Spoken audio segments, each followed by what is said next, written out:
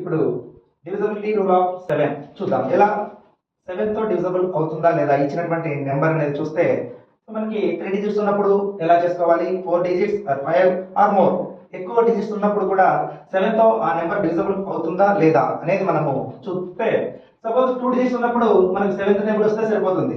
So అది divisible అవుతుందా లేదా అనేది మనం ఫైండ్ అవుట్ చేయొచ్చు. ఈ 3 డిజిట్స్ ఇచ్చినప్పుడు ఈ విధంగా ఫైండ్ అవుట్ చేసుకుంటాం.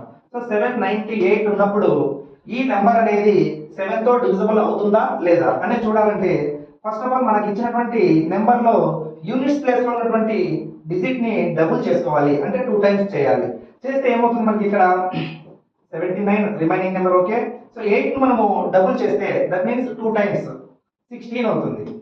16 చేసినప్పుడు మనకు వచ్చినటువంటి ఆన్సర్ వచ్చేసి ఎంత అవుతుంది, 63. సో 63 అనేది 7 తో మనకు డివిజిబుల్ అవుతుందా కాదా? 63 7 9 63 కాబట్టి డివిజిబుల్ అవుతుంది. అయినప్పుడు ఈ నెంబర్ కూడా మనకి 7 తో డివిజిబుల్ అవుతుంది. Same 427 next.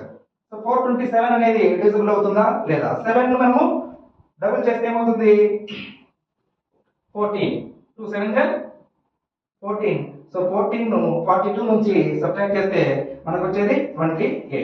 సో 28 7 4 28. సో 427 కూడా మనకి 7 తో డివిజిబుల్ అవుతుంది. So next 574. సో ఇక్కడ ఉన్నటువంటి నెంబర్ 4 ఉంది డిజిట్. ఈ 4 ని మనం 2 టైమ్స్ చేస్తే 8 అవుతుంది. సో 57 మైనస్ 8 చేస్తే 49. సో 49 7 7 49. సో 574 కూడా మనకి 7 తో డివిజిబుల్ అవుతుంది. 3 డిజిట్స్ ఉన్నప్పుడు మనం ఈ విధంగా చేయొచ్చు.